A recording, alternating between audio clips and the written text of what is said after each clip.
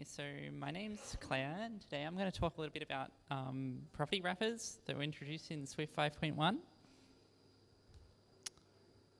So first let's start off just like, what are they? Well, property wrappers are this that allow us to encapsulate behavior around how a particular property being wrapped is accessed and stored. And this lets you add extra behavior, for example, like transformations or side effects to the read-write process of a property. Unlike with property observers or just regular getters and setters, we can reuse like one behavior across multiple properties without having to copy paste the code. You may have seen these before in Swift UI, so like at state, combine has, I think, like at published. I'm not super familiar with those, but you might get the idea.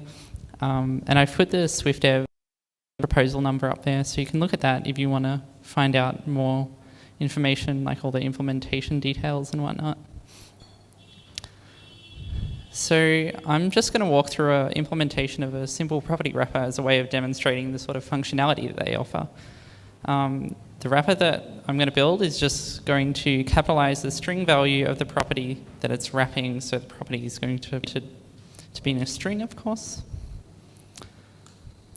So when you're declaring your property wrapper type, the first thing you're going to do is apply the @propertyWrapper attribute to your type. So this is a new thing. Property wrappers can be either structs or classes, and whichever you choose, the sort of usual rules apply here. So do you want a reference type? Do you want value, semantics, whatever? And each property wrapper type has to declare a wrapped value property. And this provides the getters and setters for the property that you're actually wrapping. This might sound a bit confusing, but I'll show an example later on and it'll be a bit clearer then. You can also add an init wrapped value initializer so that the property can be initialized with a default value. So this is like when you say like your var foo or whatever equals your default value, that allows for that sort of functionality there.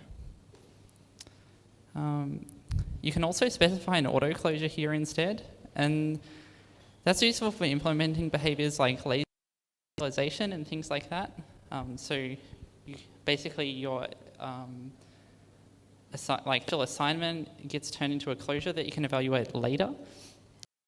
However, as of Swift 5.2, this is not how it works. It gets evaluated immediately, which makes this whole thing not very useful at all. And you can actually copy paste the lazy property, the sort of like lazy initialization example they have in the Swift dev proposal, and it doesn't really work as you'd expect. It basically just works like a normal property. There's been a PR open to fix this behavior, but it hasn't been merged yet, so maybe we'll see it in like 5.3 or 6.0 or whatever's next. So now that we've gone and implemented the minimum required for our property, just the wrapped value and the initializer, we can try to use it in our code. So in order to do this, we simply just prefix the property declaration with an @ followed by the name of our property wrapper, which is in this case uppercase. It's just much like using any other attribute, like @objc or something like that. And so here we can see that although we set the value to test in title case in the initializer, the value returned when accessing the title property is test in uppercase. And this is because the access to the title here is just passing through the wrapper's wrapped value property. You can sort of see here, this is the code, roughly the code that the compiler is generating. So your underscore title is your property wrapper initialized with the default value there. And the title property is simply passing through its getters and setters to that of the property wrapper's wrapped value.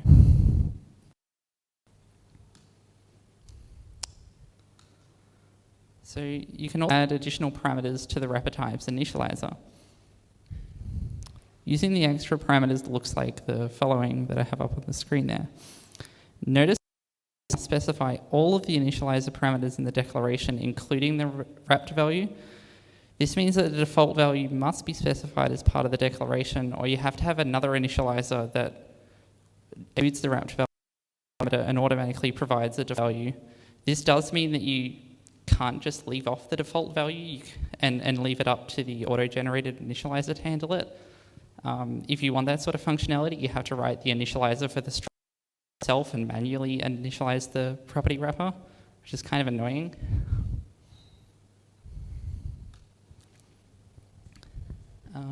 Property wrappers can also expose additional functionality via a so-called projected value, and you can access this by prefixing the variable name with a $sign. So you declare the projected value wrapper type by adding the projected value property. What the projected value does is entirely up to you. There's no sort of like fixed behavior around that. Here I've just used it to expose the underlying unmodified version of the string, so our backing var value rather than the wrapped value, which is returning the uppercase version of it. And here's what using the projected value looks like. You can see that the $sign title property is the original string we set in the initializer rather than the wrapped property that we're just accessing as normal. So now that we have a rough idea of the sort of functionality of property wrappers and what we can do with them, I'm going to sort of run through some potential use cases. Because this is something I found interesting when I first looked at this feature. I'm like, yeah, this is cool and all. What can we actually use it for in our shipping code? So one of the things that sort of caught my eye when I was reading through the proposal is that when a property wrapper is wrapping a property, the codable sort of decoding step gets handled by the wrapper type rather than the underlying property. So you can use this to sort of customize your decoding behavior on a per property basis without having to write the full from decoder for and manually decode every property in your type. So this is useful for dealing with APIs that might describe their data in inconsistent or non-standard ways in their payload. So like you might have a field that returns an object when there's one value there, and it returns an array of object when there's multiple values. You might have different date formats, or you might have ones that are relative to 70 in one field and they're relative to 2000 in another field. And you can't really use the date decoding strategy for that because that's going to apply to everything you're decoding rather than just for the single field. You might have Boolean values that are described using like strings, like true or false, rather than the actual values, or you might have them as just 1 or 0, but in if code you want to represent them as Booleans like they should be. So implementing decoding and encoding behavior on property wrappers is just the same as usual. You have your init from decoder and your encode to methods. But since the property wrapper type is now initialized init from decoder method, that means you can no longer have any additional parameters because those additional parameters are on your init wrapped value initializer.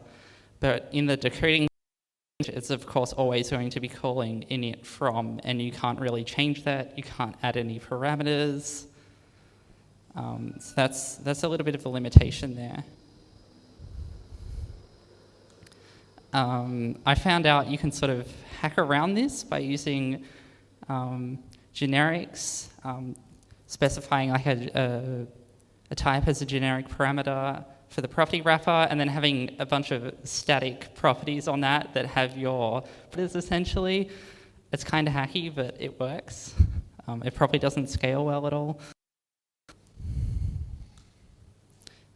Here's a sort of demo where I've implemented a little property wrapper that lets you decode a date property with a custom date format.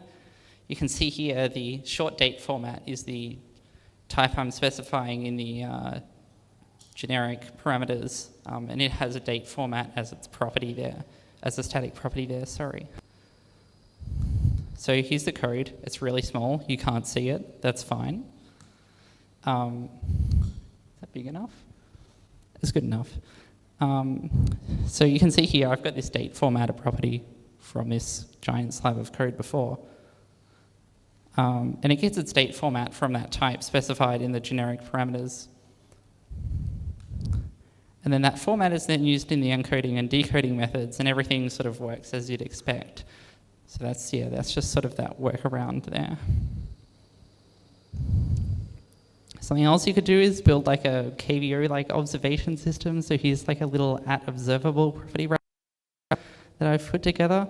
So your regular property access works as usual, and an interface for observing those values is described or is exposed by the wrapper's projected value. This is probably similar to how @published works, but I've never used it, so I wouldn't know. There's the code. You probably, it's not very big. It's not important.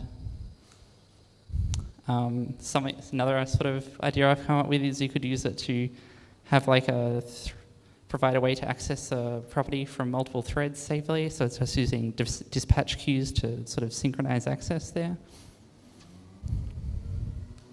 And something else I found just recently while I was looking at it is there's this nice library for specifying validations on the property, and then you can like on the projected value ask it if it's valid, and all the actual validations are in line with the declaration. So I thought that was really neat. That's all I have actually. Yeah.